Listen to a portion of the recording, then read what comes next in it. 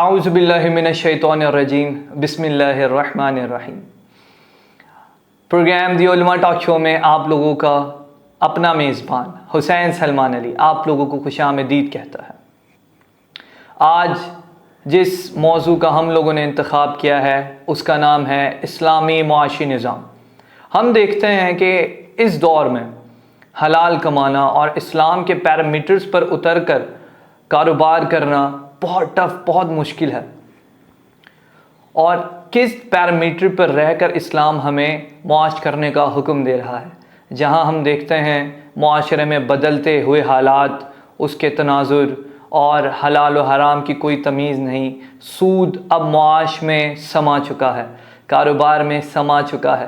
تو اسی چیز کو ڈسکس کرنے کے لیے، زیر بحث کرنے کے لیے ہم نے جس پروقار اور بڑے ہی خاطر خواہ جانے پہچانے ینگ نوجوان عالم کو مدعو کیا ہے اس میدان میں جی ہاں، اس میدان میں وہ تن و تنہا اکیلے اس کو لے کر چل رہے ہیں، اس کو مطلب تبصرہ کر رہے ہیں، اس کو ڈیفائن کر رہے ہیں ہر سیمینار پہ، ہر جگہ پہ، کہ اسلامی معاش کو کیسے بہتر بنایا جائے، سود کے بارے میں کیا احکامات ہیں۔ تو بغیر میں اپنا ٹائم ویسٹ کیے مدعو کرنا چاہتا ہوں سید مظہر عباس زیدی صاحب کو۔ آغا بہت خوش آمدید آپ کو۔ السلام علیکم ورحمۃ اللہ۔ آغا صاحب ماشاءاللہ آپ بہت اس معاملے کو لے کے چل رہے ہیں، اس ٹاپک پہ معاشی نظام کو لے کر، اسلامک فائنانس۔ تو یہ آپ اس چیز کو دیکھتے ہیں ہم تو معاشرے میں آج کے دور میں حلال کمانا ایک بہت چیلنج ہے، اور پھر ہم دیکھتے ہیں کہ سود کا اگر ہم کہیں لون لیں یا کوئی اور زمرے میں جائیں تو سود ہمارے درپیش آتا ہے یہ مسائل۔ تو مجھے بتائیں دراصل یہ سود ہے کیا؟ اعوذ باللہ من الشیطان اللعین الرجیم، بسم اللہ الرحمن الرحیم، اللہم صلی علی محمد و آل محمد۔ جیسے کہ آپ نے سوال پوچھا سود کے متعلق، تو احادیث نبویہ میں بھی سود کے حوالے سے بہت ساری احادیث وارد ہوئی ہیں، جس میں بالخصوص آخری زمانے کے حوالے سے یہ خصوصی طور پہ کہا گیا کہ انسان جتنی بھی کوشش کرے گا اگر سود سے بچ جائے گا تو کم سے کم اس کے دھوئیں کا شکار ہو جائے گا۔ یعنی سود اتنا زیادہ معاشرے میں سرائیت کر جائے گا، اور لوگ جانتے ہوئے نہ جانتے ہوئے بھی سود خوری کر رہے ہوں گے۔ یہاں تک کہ امیر المومنین کی ایک روایت ہے کہ من اتجر بغیر فقہ فقد ارتطم فی الربا، کہ جو بغیر فقہ کو پڑھے، بغیر شریعت کو جانے تجارت کرتا ہے وہ سود میں پڑ ہی جاتا ہے۔ تو لہٰذا یہ سوال خود اپنی نوعیت میں بہت زیادہ اہمیت کا حامل ہے کہ ہم سود کو سمجھیں، سود ہے کیا، کیونکہ بعض اوقات یہ کہہ دیا جاتا ہے کہ نہیں یہ سود نہیں، یہ تو نفع ہے، اور وہ سود الگ تھا، یہ سود الگ ہے۔ قرآن مجید میں جو سود منع ہوا ہے، تو سود کو سمجھنا بہت زیادہ ضروری ہے۔ لفظ سود کے لیے قرآن مجید میں جو لفظ استعمال ہوا ہے وہ ہے ربا۔ رے بے الف سے ہم لکھتے ہیں ربا۔ ربا کا ایک لغتی مطلب ہے اضافے کے، یعنی کسی بھی چیز میں اضافے ہونے کے، لیکن اصطلاح میں ربا خاص طرح سے مال میں اضافے کا نام ربا ہے، اور اس کی ممانعت وارد ہوئی ہے۔ تو ہمیں پہلے سمجھنا ہے کہ وہ کون سے طریقے ہیں جس کو شریعت نے منع کیا اور ربا قرار دیا ہے۔ ربا دو طرح سے متحقق ہوتا ہے۔ ایک مرتبہ اگر ہم کسی کو قرضہ دیتے ہیں مالی صورت میں یا کسی چیز کی صورت میں، اور اس قرضے کے اوپر اگر کوئی مشروط منفعت لی جائے، مشروط منفعت یعنی قرض دینے والا قرض لینے والے کے اوپر شرط لگائے کہ آپ مجھے اضافہ دیں گے، چاہے اضافہ عینی ہو یا حکمی ہو۔ عینی اضافے کا مطلب یہ ہو سکتا ہے کہ میں آپ کو 10 روپے دوں اور 12 روپے مانگوں، ایک اضافہ یہ ہو سکتا ہے نہیں میں 10 روپے دوں اور کہوں 10 ہی روپے واپس لوں گا لیکن درمیان میں کچھ پیسے لیتا جاؤں گا۔ ایک صورت یہ ہو سکتی ہے کہ نہیں میں 10 کے بدلے 10 ہی لوں گا، بھی یہ روپے لاکھ مطلب آپ جتنے بھی کر دیجئے، ساتھ کر کے وہ ان سے اگر وصول کرنا چاہیں، آپ یہ کہہ رہے ہیں یعنی میں یہ پرنسپل اماؤنٹ میرا جتنا بھی ہے اس سے زیادہ لینا کسی بھی صورت میں، چاہے میں آخری میں زیادہ لوں گا، اپ فرنٹ میں کچھ چارجز لے لیتا ہوں، درمیان میں کچھ چارجز لے لیتا ہوں، یا پھر اگر میں کہتا ہوں کہ میں نے آپ کو مہلت دی ہے وقت کی اور آپ چونکہ وقت پہ دے نہیں پائے لہٰذا اب آپ کا انٹرسٹ ڈبل ہو گیا ہے، یعنی اب آپ کا پرنسپل اماؤنٹ بڑھ گیا ہے۔ اب وہ چاہے سمپل انٹرسٹ ہو آج کی زبان میں یا کمپاؤنڈ انٹرسٹ ہو۔ سمپل انٹرسٹ یہ ہوتا ہے کہ میں نے کسی کو 1 لاکھ روپے قرضہ دی 10% اضافے کے ساتھ، اس شرط کے ساتھ کہ 10% اضافہ دے گا اور وہ 10% دے گا، اسے سمپل انٹرسٹ کہتے ہیں۔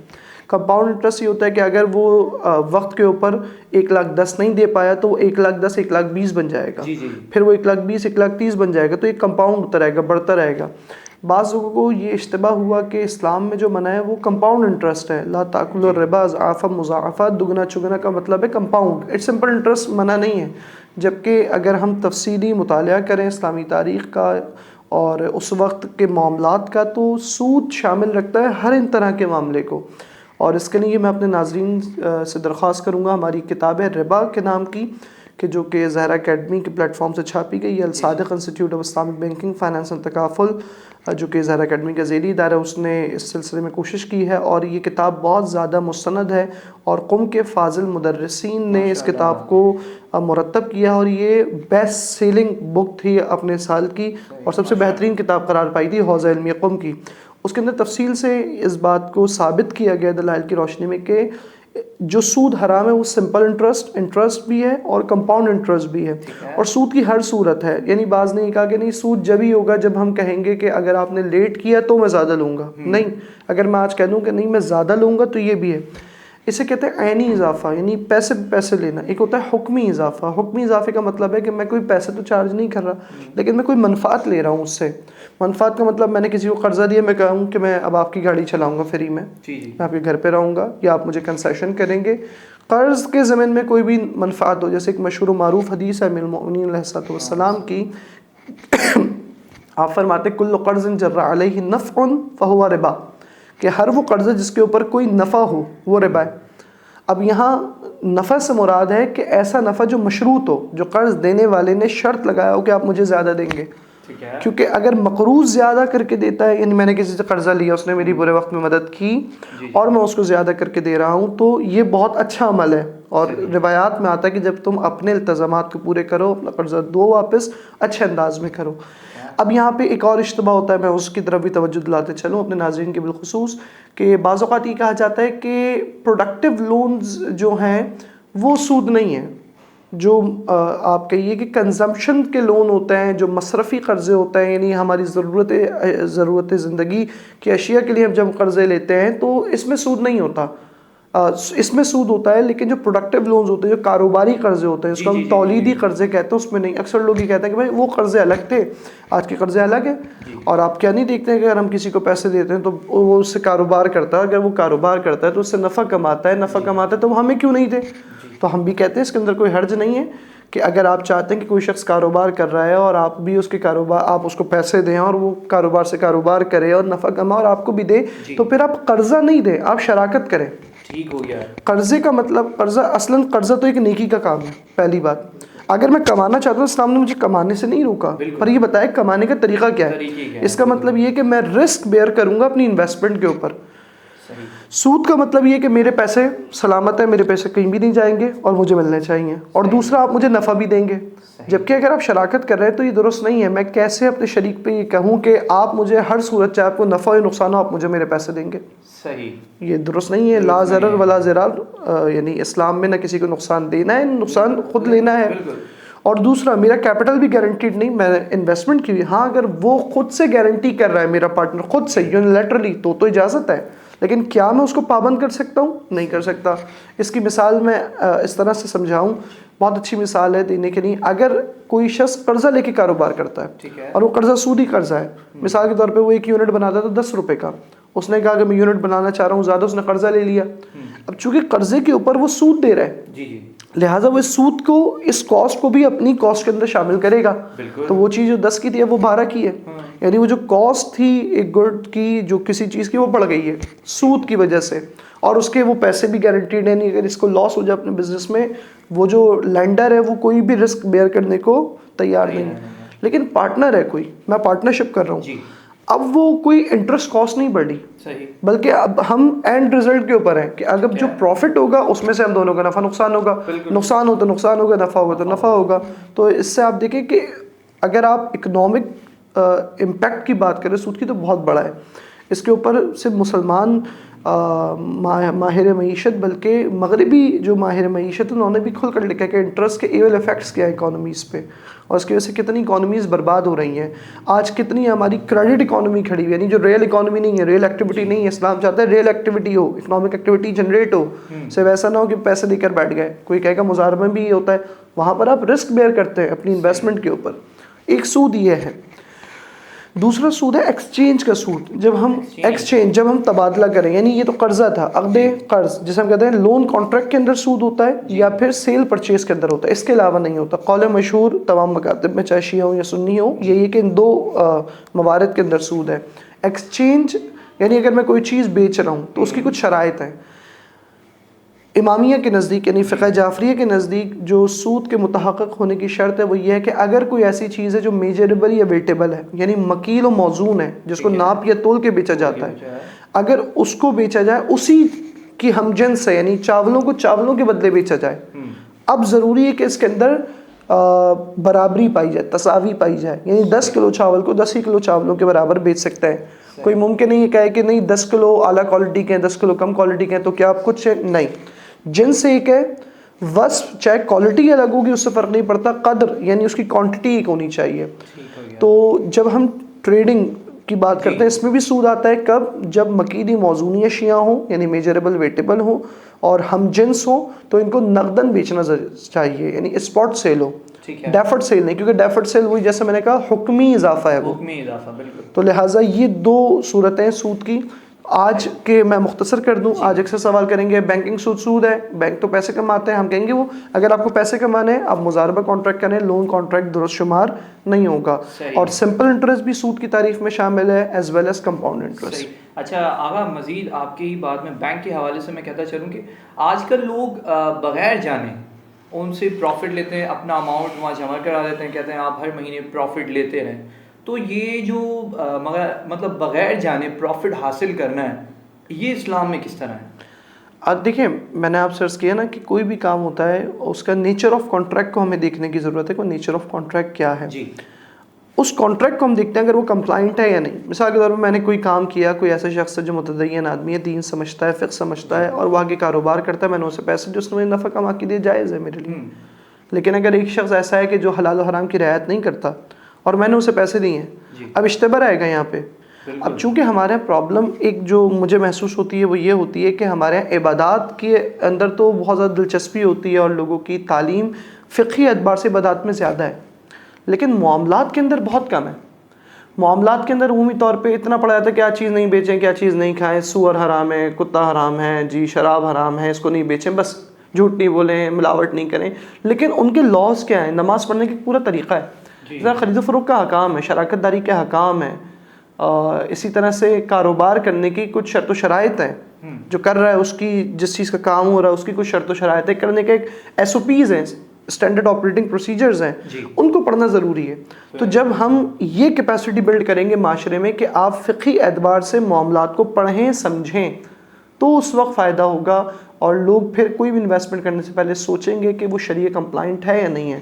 اور میں آخری بات کہوں اس بات کے تسلسل میں کہ ہمیں سب سے پہلے کوئی بھی کام کرنے سے پہلے جس رسک کو ایویلیویٹ کرنا ہے وہ ہے شریعہ رسک. ہم بہت سارے رسک ایویلیویٹ کرتے ہیں کہ اگر ہم کوئی انویسٹمنٹ کر رہے ہیں تو آیا بزنس رسک کیا ہے, اس کا پروڈکٹ کیا ہے, پروڈکٹ کا تو کوئی رسک نہیں ہے, کریڈٹ رسک کیا ہے, مختلف اقسام کے رسک ہیں.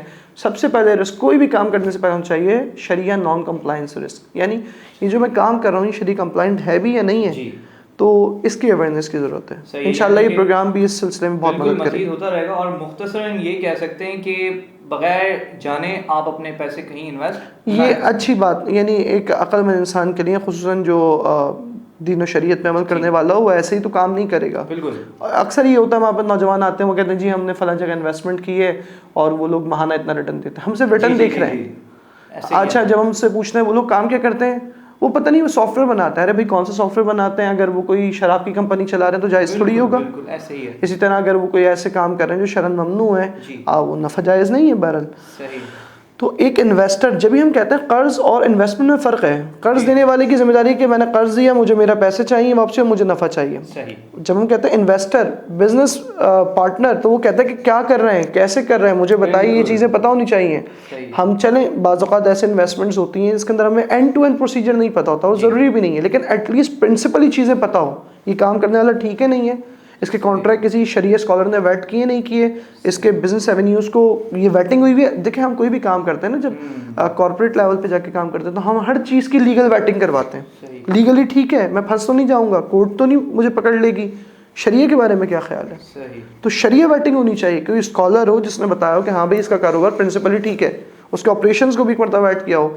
تو ہمارے یہاں اس چیز کی کمی ہے انشاءاللہ, لیکن ابھی بڑھ رہی ہے اور بہتر ہوگا. ٹھیک ہے. تو دیکھیں ناظرین, آپ لوگوں کے لیے ایک چیز یہ ہے, مجھ سے ویسے بھی بہت کوشچن ہوتے تھے کہ اس حوالے پہ اسلامی معاشی نظام کے حوالے سے کوئی پروگرام کریں, تو آج ہم نے کیا. اور اس میں ایک سوال بہت زیادہ یہ ہم سے کیا جاتا تھا کہ بینک میں کس طرح کا یہ پروفٹ ہے. اور دوسرا سوال جو میں علامہ سے کرنے لگا ہوں, اس کی بھی بہت ڈیمانڈ تھی کہ اگر صاحب ہم دیکھتے ہیں کہ انسٹالمنٹ پہ چیزیں خرید و فروخت ہو رہی ہیں, تو یہ مطلب کس طرح کے, یہ بھی سود اور ربا کے ہی زمرے میں آتی ہیں؟ اچھا دیکھیں, انسٹالمنٹ تو ری پیمنٹ کا ایک طریقہ ہے پیسے واپس کرنے کا. یہ کہتا ہے کہ میں ایک ساتھ نہیں دوں گا یک مشت, بلکہ قسط وار دوں گا. اسے ہم اپنی فقہی اصطلاح میں کہتے ہیں, یا انگریزی میں کہتے ہیں ڈیفرڈ سیل یا کریڈٹ سیل, ادھار پر بیچنا. انسٹالمنٹ پہ جب بیچتے ہیں بنیادی طور پہ ادھار پر بیچا جاتا ہے چیز کو. پہلا سوال جس میں عمومی طور پہ کیا جاتا ہے, کیا یہ درست ہے, کیا یہ جائز ہے کہ کوئی چیز آج میں ابھی اس وقت اسپاٹ سیل کروں 1 لاکھ روپے کی اور اس کو ڈیفرڈ کر دوں تو وہ 1.5 لاکھ کی ہو جائے. ایک سا سوال ہوتا ہے کیا شرعاً جائز ہے؟ جی شرعاً جائز ہے, جائز ہے. اس کی گنجائش ہے کہ کوئی چیز نقداً اس کی قیمت الگ ہو, نصیحتاً یعنی ادھار اس کی قیمت الگ ہو, لیکن کانٹریکٹ کے وقت طے ہو جائے کہ قیمت کیا ہے. یعنی یہ نہیں ہو سکتا ہے کہ ہم نے طے نہیں کیا اور ہم نے کہی ادھار ہو گئی, کتنے کی ہوگی پتہ نہیں. طے ہو جانا چاہیے کہ آئے نقد بیچی گئی ہے یا ادھار بیچی گئی ہے. ادھار بیچی گئی ہے تو قیمت کیا ہے, تو یہ بہت ضروری ہے. اسی کے ضمن میں ایک بات یہ ہوتی ہے کہ بعض اوقات پروموشنز ہوتی ہیں انسٹالمنٹ والوں کے پاس. وہ کہتے ہیں کہ اگر آپ نے 3 مہینے پیمنٹ کر دی تو ہم آپ کو اتنا ڈسکاؤنٹ دے رہے ہیں. یعنی فار ایگزامپل آپ صرف 10% ایکسیس دیجیے گا, اگر آپ نے 6 مہینے کا پیکج دیا تو اتنا ہوگا, 9 مہینے کا لیا تو اتنا ہوگا. مختلف پیکیجز ہوتے ہیں, ڈسکاؤنٹ پالیسیز ہوتی ہیں. اس کا صحیح طریقہ یہ ہے کہ جو بھی آپ پیکج لیں, لینا جائز ہے. یہ تو آپ جو کر رہے ہیں وہ ایگریمنٹ ہے, کانٹریکٹ نہیں ہوا. ایگریمنٹ پرائر چیز ہے کانٹریکٹ کے. تو اگر آپ کانٹریکٹ کرتے وقت پہلے طے کر لیں کہ آپ نے کون سی پالیسی لی ہے, کون سا پیکج لیا, 3 مہینے کا, 6 مہینے کا, 9 مہینے کا. فار ایگزامپل میں نے 6 مہینے کا لیا تو پرائس فکسڈ ہونی چاہیے at the time of culmination of contract. جب کانٹریکٹ ہمارا تمام ہو رہا ہے تو ہمیں پتا ہو پرائس کیا ہے, کیونکہ اگر کوئی بھی عقد ہو, کوئی بھی کانٹریکٹ ہو اور اس کی پرائس طے نہیں ہو تو کانٹریکٹ وائڈ ہو جائے گا, انویلڈ شمار ہوگا شرعاً. تو انسٹالمنٹ پر زیادہ قیمت کے ساتھ بیچا جا سکتا ہے, اس میں کوئی شرعاً مضائقہ نہیں ہے. اور دوسری بات یہ کہ وہ طے ہونا چاہیے. ہاں کوئی اگر یہ کہے کہ بھائی میں نے 9 مہینے کا پیکج لیا, ایسا نہیں ہو سکتا کہ میں لے گیا اور میں نے کہا جب بھی میں پیمنٹ کر دوں گا, اور وہ ایسا بھی ہوتا ہے مارکیٹ میں. یہ درست پریکٹس نہیں ہے. ایٹ لیسٹ طے ہونا چاہیے کہ کون سا پیکج دیا گیا, نمبر 1. نمبر 2 کہ کیا اگر میں پہلے پیسے دے دوں اس کو لا کر, کیا وہ مجھے ڈسکاؤنٹ دے, اس پہ ضروری ہے؟ ضروری اس پہ نہیں ہے. ہاں یونیلیٹرلی سیلر چھوڑ سکتا ہے کہ بھائی آپ نے 3 مہینے پیسے دے دیے, میں چھوڑ دوں, لیکن ذمہ داری میری وہی ہے جو پیکج میں نے آپٹ کیا تھا. تو انسٹالمنٹ کے اوپر اگر قیمت زیادہ ہو تو شرعاً اس کی گنجائش ہے, فقہ کرام نے سے کی جواز. صحیح. اچھا اب ہم دیکھتے ہیں کہ ابھی آپ نے ایگزامپل دی کہ اگر فرض کریں 1 لاکھ روپے کی کوئی چیز ہے, 1 لاکھ روپے کا ہم فرض کریں موبائل, اور وہ جب پرچیز کرنے جاتے ہیں تو وہ جو آپ کے 1.5 لاکھ کا ہے, مطلب 1 لاکھ روپے کی چیز ہے, اس کو وہ ڈبل منافع پہ دے رہے ہیں, مطلب کہ اس کے اوپر وہ بہت زیادہ پرسنٹ چارج کر رہے ہیں. تو کیا یہ بھی شرعاً جائز ہے؟ اچھا دیکھیں, منافع کی جہاں تک کہ رہی بات نا, منافع کی حد بندی, ہمارے پاس کوئی ایسی حدیث نہیں جس نے منافع کی کوئی حد بندی کر دی ہو کہ 10%, 15%. بالکل نہیں ہے, ایسی کوئی حدیث نہیں. یہاں تک کہ بعض روایت میں ملتا ہے کہ جب ایک مرتبہ اللہ کے رسول سے صحابہ کرام رضوان اللہ تعالیٰ علیہم اجمعین نے درخواست کی کہ یا رسول اللہ قیمتیں بڑھ رہی ہیں اور آپ اس کو کہتے ہیں تسعیر, یعنی پرائسنگ آپ کر دیجئے. تو آپ نے فرمایا نہیں, قیمتوں کو ان کی اپنے اوپر چھوڑ دو, ڈیمانڈ اور سپلائی پہ رہنی چاہیے. کیونکہ کوئی چیز ہے, جیسے کوئی چیز برف ہے, سردی میں اس کی کوئی ویلیو نہیں, لیکن گرمیوں میں اس کی ویلیو بڑھ گئی. کوئی بولے کہ نہیں آپ پروفٹ زیادہ لے رہے ہیں, نہیں, اس کی ویلیو, اس کی ڈیمانڈ بڑھ گئی ہے, تو بعض چیزوں کی ارزش بڑھ جاتی ہے. ہاں لیکن ہمارے ایک مسئلہ یہ ہے کہ ہمارے بیجا منافع کمایا جاتا ہے, اس کے اندر چیک اینڈ بیلنس ہونا چاہیے. ایسا نہیں کہ کوئی کردار حکومت اسلامی کا نہیں ہوگا یا کوئی بھی اتھارٹی کا نہیں ہوگا. ہم یہ نہیں کہہ رہے کہ اس پہ پابندی لگا دیں, لیکن بیجا منافع بھی نہیں ہونا چاہیے. اس میں ریگولیٹرز کو اپنا کردار ادا کرنا چاہیے. ہم دیکھتے ہیں بعض لوگ آج مونوپلی سچویشن اختیار کر لیتے ہیں اور پھر وہ 100% 200 گنا اضافہ کماتے ہیں. شرعاً جواز تو ایک بات کی بات کریں, اخلاقاً یہ بات غلط ہے. اور شرعاً کے اندر اگر اس سے غبن لازم آئے, دھوکہ دینا لازم آئے, تو جائز نہیں ہے. اس کے اندر دو طرح کے علماء کے اقوال پائے جاتے ہیں. اسے ہم بیع مستر بھی کہتے ہیں. بیع مستر سے مراد یعنی ایک شخص جو مجبور ہو جائے کوئی چیز خریدنے پر, اسے کہیں سے مل نہیں رہی ہے, اور ایک شخص بیچنے والا ہے, ایک مثال ہے اس کی, اور وہ کہہ رہا ہے میں تو اتنے کی دوں گا, اور وہ ڈبل پیسے کما رہا ہے. تو بعض علماء کہتے ہیں کہ نہیں، یہ بیجا پیسے لے رہا ہے، یہ پیسے اتنے ہی دے گا جتنی اس کی مال مثلی، یعنی اس کی قیمت مارکیٹ کمپیٹیو بنتی ہے. یعنی اگر کوئی چیز ڈیمانڈ میں چل رہی ہے 100 روپے کی، 200 روپے کی چل رہی ہے، 200 دے گا. اگر وہ 600 بیچ رہا ہے تو 200 دے. جبکہ بعض فقہا کہتے ہیں کہ نہیں، اس نے بیرل خریدا خود ہے، 600 کے اوپر طے کیا ہے، یہی قیمت ہے، یہ دینا پڑے گی. لیکن اس میں حکومت و کردار، ہمارے بہت ایک بڑا مسئلہ ہے ہمارے یہاں مسلمان معاشرہ ہونے کے باوجود، چونکہ اسلامی تعلیمات کا فقدان ہے، معاشی تعلیمات کا، اسلامی معاشی تعلیمات کا یہ پروگرام بہت اہمیت کے حامل ہے.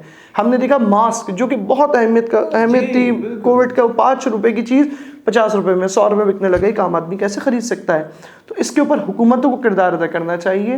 اور اسکالرز کے اوپر بات کریں ہم، فائنینشیل لٹریسی کے اوپر جب ہم بات کرتے ہیں فائنینشیل لٹریسی، تو شریعہ پوائنٹ آف ویو سے اس کو بڑھائیں تاکہ ایسی چیزیں اوائڈ ہو سکیں اور ایسا منافع لیں جو مارکیٹ کمپیٹیٹو ہو اور کسی کے لیے نقصان کا باعث نہ بنے.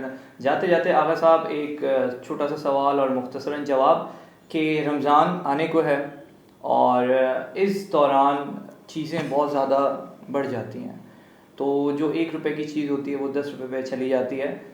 اس حوالے سے کوئی ایک چھوٹا سا پیغام ہمارے سیلز اور پرچیز کرنے والے دکاندار ہوں یا کوئی بھی ان لوگوں کے لیے چھوٹا سا؟ سب سے پہلے تو رمضان بہت بابرکت مہینہ ہے. اللہ کے رسول اکثر و بیشتر ماہ رجب اور ماہ شعبان میں لکھا گیا کہ آپ دعا فرماتے اللہم بلغنا شہر رمضان، اے اللہ ہمیں رمضان تک پہنچا دے، اللہ ہمیں رمضان تک پہنچا دے. اور یہ وہ مہینہ جس کا اللہ کے رسول انتظار کیا کرتے تھے اور کہتے تھے کہ رمضان نصیب ہو. رمضان بہت بابرکت مہینہ ہے اور اس کے اندر انسان جتنی کوشش کرے، عبادات کرے اور قرب خدا کے لیے محنت کرے، روزہ رکھے. روزہ سے بھوکے پیاسے رہنے کا نام نہیں ہے، بلکہ اس بھوک و پیاس کے نتیجے میں احساس پیدا کرنے کا نام ہے کہ جب میں بھوکا پیاسا ہوں مجھے شام میں افطار مل جائے گا. وہ جو غریب بیٹھا ہوا ہے جس کو کچھ میسر نہیں، اس کے بارے میں کیا خیال ہے؟ اسی کے ضمن میں ایک بات یہاں پر ہم دیکھتے ہیں کہ جب رمضان آتے ہیں تو بیجا قیمتیں بعض اوقات بڑھ جاتی ہیں. یہ بات ٹھیک ہے کہ بعض اوقات کسی چیز کی ڈیمانڈ بڑھ جاتی ہے تو اس کی پرائس بڑھ جاتی ہے کیونکہ سپلائی کم ہے، تو یہ تو جنرل سی چیز ہے. لیکن بعض اوقات بیجا نفع لیا جاتا ہے. جیسے کل میں ایک دکان پہ کھڑا تھا تو روح افزا ایک انکل خرید رہے تھے، تو انہوں نے کہا کہ رمضان سے پہلے یہ مہنگا تو نہیں ہو جائے گا؟ تو میں نے کہا کہ نہیں، یہ رمضان سے پہلے روح افزا شریف ہو جائے گا تو مہنگا ہو جائے گا. تو ہمارے یہ مسئلے ہیں. جو ایک غریب آدمی بھی روزہ کھولنا چاہتا ہے، وہ بھی چاہتا ہے اس کے گھر میں پھل جائیں، وہ بھی چاہتا ہے کہ اس کے گھر والے افطار کریں. لیکن اور جو بیچنے والے ہیں وہ بھی کوئی امیر نہیں ہے، وہ بھی نفع کمانا چاہ رہے ہیں. لیکن یاد رکھیے کہ اگر کسی کو نقصان دے کر کوئی نفع کمایا جائے تو اس میں برکت نہیں ہوتی. اس میں اضافہ ہو سکتا ہے لیکن برکت نہیں ہوگی، اس میں بے نیازی کی کیفیت میں، اس میں اطمینان قلب نہیں ہوگا. تو بہرحال یہ معاشرہ آپ کا معاشرہ ہے، مسلمانوں کا معاشرہ ہے. اس کے اندر اس رمضان کا مہینہ جب مانوی برکتوں کا مہینہ ہے، وہاں پہ مادی برکتوں کا مہینہ بھی ہونا چاہیے. اس میں حکومت کا بڑا کردار ہے. میں بار بار کہوں گا اسلام میں حکومت کا بہت کردار ہے. اسلام صرف افراد کے اوپر بات نہیں کرتا، پہلے حکومت پہ بات کرتا ہے. حکومت اپنا کردار ادا کرے اور قیمتوں کو معیاری بنانے میں اپنا یقینی بنائے اپنے کردار کو. اور وہ افراد جو مجھے اس وقت سن رہے ہیں، اگر آپ ایسے افراد ہیں جو خود کاروبار کرتے ہیں تو نفع کمانا آپ کا حق ہے. ڈیمانڈ کی وجہ سے اگر آپ کوئی زحمت کر رہے ہیں، آپ لا رہے ہیں، اس کو اسٹور کر رہے ہیں، لیکن وہ بیجا نفع نہ ہو. اور یقین کیجیے اگر آج آپ یہ ظاہری کچھ نفع چھوڑ دیں گے تو اللہ کے ہاں آپ کا نفع طے کر دیے گا جو اس سے کہیں زیادہ ہے اور اس سے کہیں زیادہ بہترین ہے، اور اس کا اجر بھی زیادہ دنیا میں بھی آخرت میں بھی. جی بہت شکریہ آغا آپ کے آنے کا. آپ نے ہمیں ٹائم دیا اپنی قیمتی وقت میں سے. ہمیں معلوم ہے کہ آپ گاہے بگاہے سفر پہ ہوتے ہیں. تو ناظرین، آج کا پروگرام ہمارے یہاں پہ اختتام پذیر ہوا اور ملتے ہیں اگلے پروگرام کے ساتھ. تب تک آپ لوگ اپنی دعا میں یاد رکھیں. اور آپ سب کو ایک میسیج دے دیا گیا ہے کہ رمضان کے حوالے سے آپ سب اپنا اپنا خیال رکھیں اور ہماری طرف سے ہم سب کے لیے دعا گو ہیں. والسلام علیکم ورحمۃ اللہ.